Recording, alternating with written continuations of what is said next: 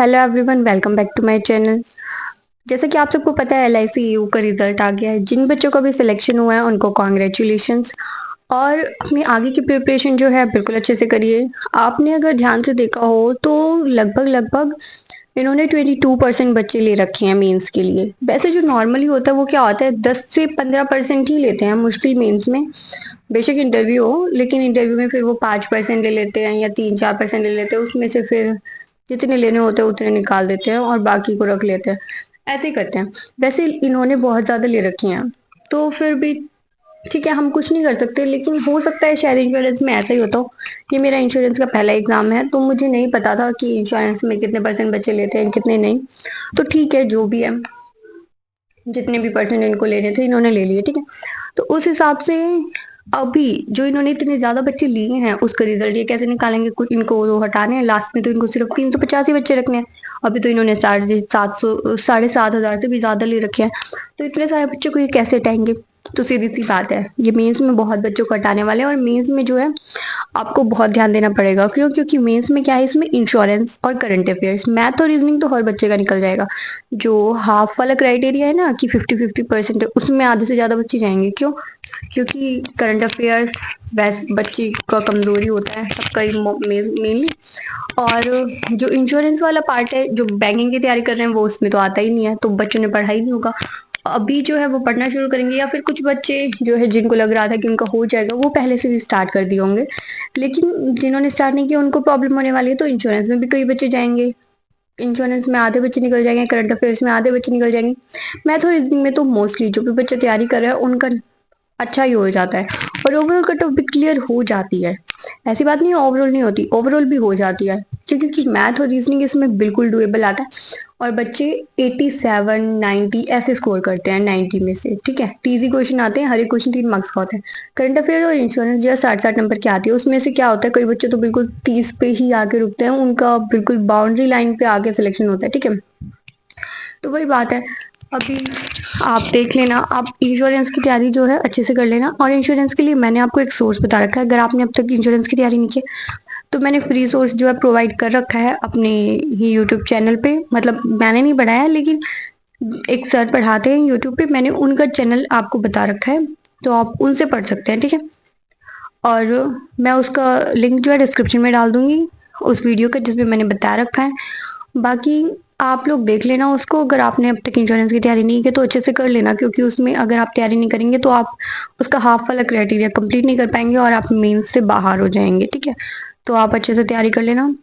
और current affairs भी पढ़ लेना, 3-4 महीने के तो करके ही जाना। अगर आपका प्री क्लियर हुआ है, तो अगर आप उन 7,500 बच्चों में हैं तो आप करंट अफेयर्स जो है लास्ट 10 डेज में अब अच्छे से 3-4 महीने के कर लेना, ताकि आपका करंट अफेयर्स का भी हाफ वाला क्राइटेरिया कंप्लीट हो पाए, ठीक है। उसके अलावा अगर मैं अपने रिजल्ट की बात करूँ तो एज एक्सपेक्टेड मैंने आपको पहले ही बताया था अपनी एनालिसिस वीडियो में कि मेरा इतना अच्छा एग्जाम नहीं रहा है, तो मेरा क्लियर नहीं हुआ है। तो ठीक है, जब स्कोर कार्ड आ जाएगा तब देखेंगे किस में कितने मार्क्स हुए हैं, कहाँ क्या गलतियाँ हुई है। इंश्योरेंस का मेरा ये पहला ही एग्जाम था, तो इसलिए हाँ, एग्जाम के लिए मेहनत की थी तो बुरा तो लग ही रहा है, लेकिन फिर भी एक्सपेक्टेड था। इतना यूं नहीं है कि हाँ हो सकता था, बाई चांस हो सकता था। क्योंकि बहुत इसमें क्या है, तुक्के मारने का भी स्कोप था हमारे पास। मैंने सारे क्वेश्चन मैंने तुक्के मारे थे। लेकिन क्या होता है, मैं तो यहाँ पे घर पे मॉक टेस्ट लगाती थी, तो उसमें भी अगर मैं तुक्के मारूँ ना, अगर मैं 10 क्वेश्चन भी तुक्के मारी तो उसमें से मुश्किल से मेरा 1 या 2 ही ठीक मिलता है, वो भी मुश्किल से, ना तो हर क्वेश्चन ही गलत। मेरा तुक्के का स्कोप बिल्कुल भी नहीं है। मैं मेरे जितने हुए हैं, आई थिंक जितने मैं एग्जैक्ट करके आई थी उतने ही मार्क्स आए होंगे। जहाँ तक मुझे याद है मैं 30-32 रीजनिंग के करके आई थी। और मैथ्स में मेरे 20+ हुए थे, एग्जैक्ट मुझे याद नहीं है। मतलब 50 से ज्यादा, 51-52 के आसपास मैं करके आई थी। तो शायद 1-2 नंबर से रह गया होगा, क्योंकि तुक्के वाला स्कोप मुझे नहीं लग रहा। अगर तुक्के मेरे सही लगे होते तो मेरा क्लियर हो गया होता, ठीक है। लेकिन कोई बात नहीं, चलो जैसा भी हुआ है। अभी हमारे पास आगे IBPS क्लर्क, SBI क्लर्क और RRB PO क्लर्क ये भी हैं। इनकी मैं तैयारी कंटिन्यू करती हूँ।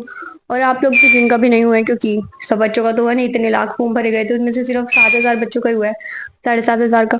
तो जिनका भी नहीं हुआ है उनको दुखी नहीं होना है। उनको अगर IBPS और SBI क्लर्क के लिए अगर उनको स्कोप लग रहा है कि उनका हो जाएगा, तो अपनी मेंस की तैयारी से अच्छे से करते रहो। और अगर उनको स्कोप नहीं लग रहा है कि उनमें नहीं होगा उनका, तो आप, और अगर आप प्री के लिए भी अच्छे से प्रिपेयर नहीं हो तो आप आरआरबी पीओ क्लर्क की प्री की अच्छे से तैयारी करो। और अगर आप थोड़ा बहुत यूँ है कि हाँ आपके मॉक में अच्छे खासे नंबर आ जाते हैं तो आप मेंस और प्री को एक साथ लेके चलो। अगर प्री के मॉक में आपके अच्छे नंबर आ रहे हैं तो मतलब अगर आपके 80 परसेंटाइल के आसपास भी आ रहे हैं ना तो आप प्री और मेंस को दोनों को लेके चलो, ठीक है। और धीरे धीरे अपने प्री की परसेंटाइल बढ़ाते रहो, 90 प्लस लेके जाओ उसको, तब 90 प्लस भी क्या 95 के अराउंड लेके जाओ, तब जाके आपका आरआरबी पीओ क्लर्क में होने वाला है, क्योंकि उसमें इतनी ज्यादा वैकेंसी होती नहीं और नंबर बहुत हाई जाता है, मतलब कट ऑफ का नंबर बहुत हाई जाता है। तो इसलिए अपनी प्रैक्टिस को अच्छे से रखो। चलो ठीक है, ये वीडियो हम यहीं तक रखते हैं। मुझे आपको ये बताना था कि LICAO का मेरा क्या रिजल्ट रहा है और आगे की हमारी क्या स्ट्रेटेजी हो सकती है, जिनका क्लियर हुआ है और जिनका नहीं हुआ उनको क्या करना चाहिए, ठीक है। दुखी नहीं होना है। अपना जो रिजल्ट आ गया उसको तो हम वैसे भी नहीं बदल सकते, अब जो बचा हुआ है उस पर हमें फोकस करना है और उसको हमें अच्छा बनाना है।